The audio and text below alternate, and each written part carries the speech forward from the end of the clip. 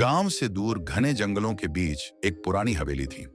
कहते हैं कि वहां पर कभी एक अमीर जमींदार रहता था, लेकिन एक रात उसकी और उसकी पूरी परिवार की रहस्यमयी तरीके से मौत हो गई।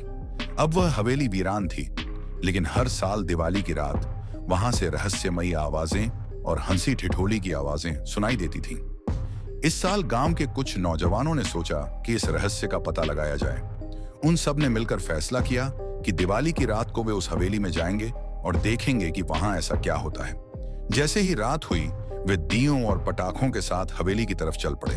हवेली के पास पहुंचते ही एक अजीब सी ठंडक और भय का अनुभव होने लगा। हवेली के अंदर कदम रखते ही सबके रोंगटे खड़े हो गए। वहां की दीवारों पर दियों की मध्यम रोशनी पड़ रही थी और हर कोने में किसी के होने का आभास होता था। अचानक एक लंबी डाइनिंग टेबल पर रोशनी जल उठी और वहां तरह तरह के पकवान सज गए। दाल, पूरियां, मिठाई, लेकिन उनकी गंध में अजीब सी सड़न थी। सभी डरते हुए धीरे धीरे टेबल के करीब पहुंचे। तभी उन्हें महसूस हुआ कि उनके चारों ओर हवा में ठहाके गूंज रहे हैं। एक पुराना रेडियो बजने लगा और एक धीमी आवाज ने कहा, दावत में स्वागत है मेहमानों, खाने का आनंद लें हमेशा के लिए। वे समझ नहीं पाए कि ये आवाज कहां से आ रही है, लेकिन सभी ने डर के मारे अपने पैर पीछे खींचने शुरू कर दिए। तभी उनके सामने अचानक कुछ धुंधले परछाई नजर आईं, जैसे कि वही जमींदार और उसका परिवार खाने के इंतजार में बैठा हो।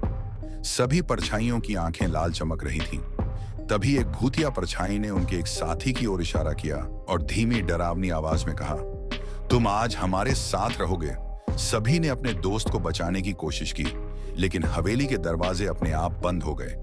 एक एक करके सबके चेहरे डर से पीले पड़ गए। किसी ने महसूस किया कि उनकी टांगें जैसे जकड़ गई हों और वह बाहर भाग भी नहीं सकते। उसी वक्त सभी ने देखा कि टेबल पर रखे पकवानों से खून की बूंदें टपक रही थीं और हवेली का हर कोना धीरे धीरे अंधेरे में डूबने लगा।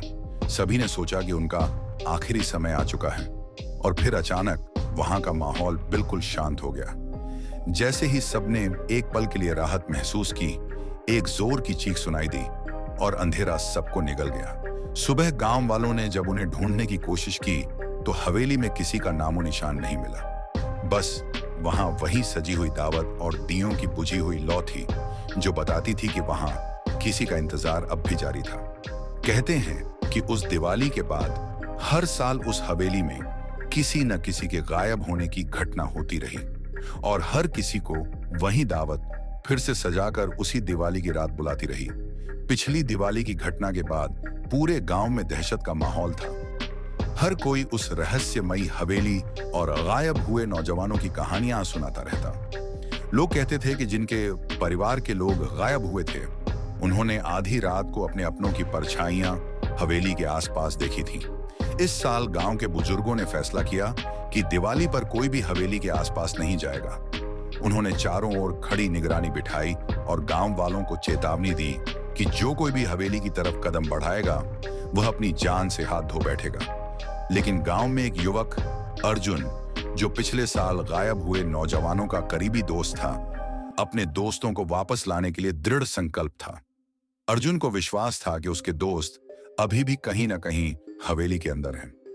दिवाली की रात जब पूरे गांव के लोग अपनी अपनी घरों में बंद थे, अर्जुन ने अकेले ही हवेली जाने का निश्चय किया।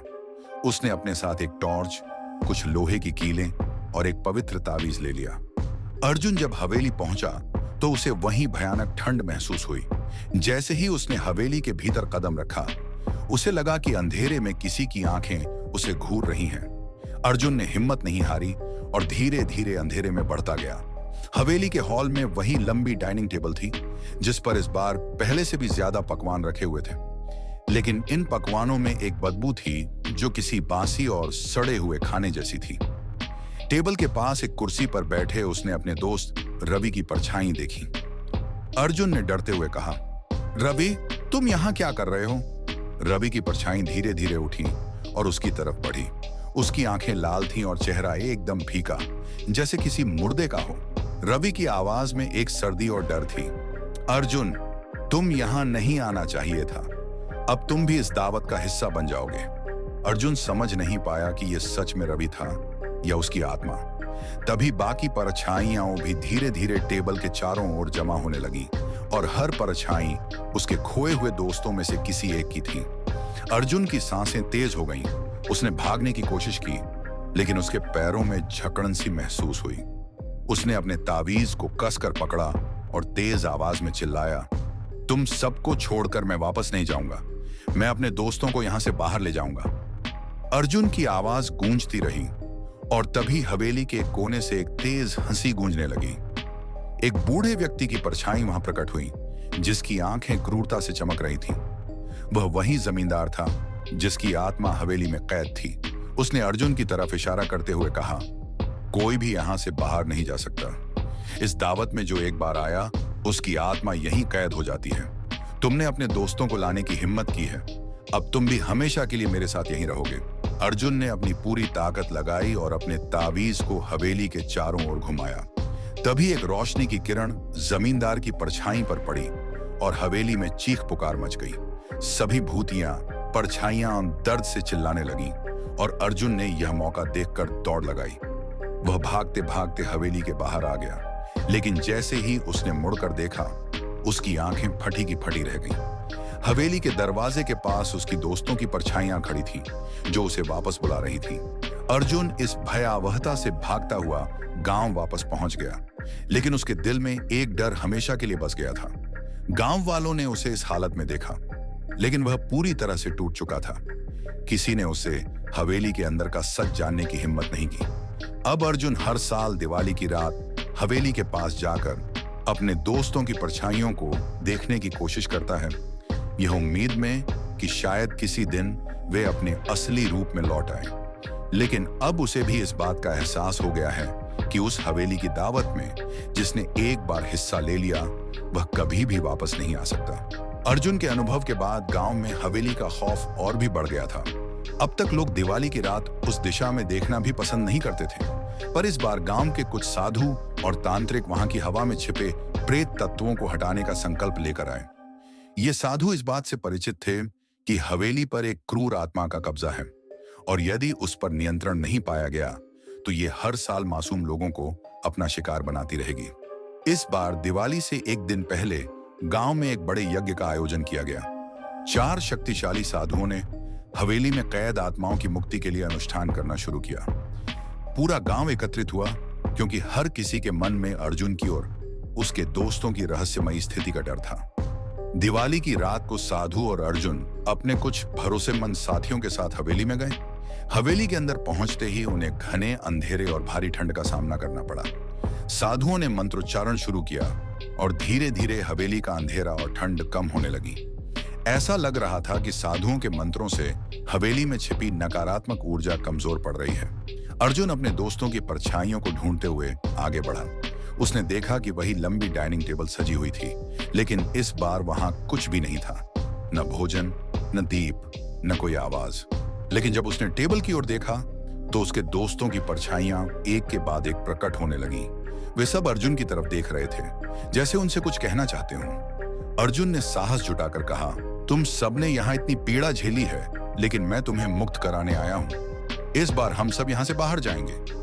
साधुओं ने हवेली के कोनों में पवित्र जल छिड़कना शुरू किया। तभी हवेली के सबसे अंधेरे कोने से वह जमींदार की क्रूर आत्मा प्रकट हुई।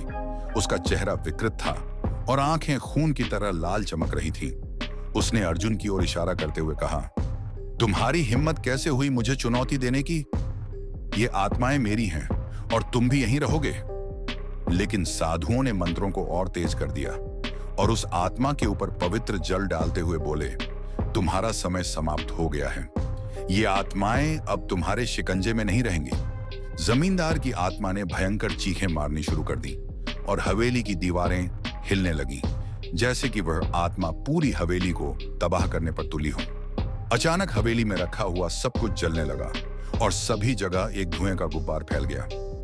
अर्जुन और साधुओं ने देखा कि वह जमींदार का भूत धीरे धीरे हवेली की आग में जलकर राख में बदलने लगा, लेकिन उसकी राख हवेली की दीवारों में घुलने लगी और वह बोला, मैं पूरी तरह से कभी नहीं जाऊंगा। इस हवेली का अंश बनकर मैं हमेशा यहां रहूंगा।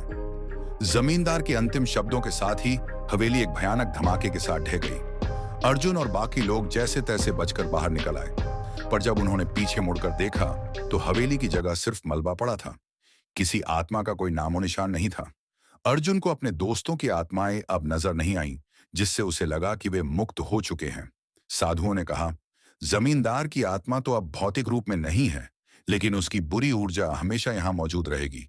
यहाँ दोबारा आना खतरनाक हो सकता है। अर्जुन और गांव वालों ने उसी मलबे पर एक मंदिर बनाने का संकल्प लिया, ताकि उस जगह की नकारात्मक ऊर्जा को समाप्त किया जा सके। अब गांव में दिवाली की रात उस मंदिर में दीप जलाए जाते हैं और हवेली की कहानी एक खौफनाक याद बनकर रह गई है। अर्जुन ने अपने दोस्तों को भले ही खो दिया था, लेकिन वह जानता था कि उनकी आत्माएं अब हमेशा के लिए मुक्त हो चुकी हैं। आपको यह स्टोरी अच्छा लगा तो वीडियो को लाइक करके चैनल को सब्सक्राइब कर देना। मिलते हैं नेक्स्ट स्टोरी में एक और खतरनाक स्टोरी के साथ।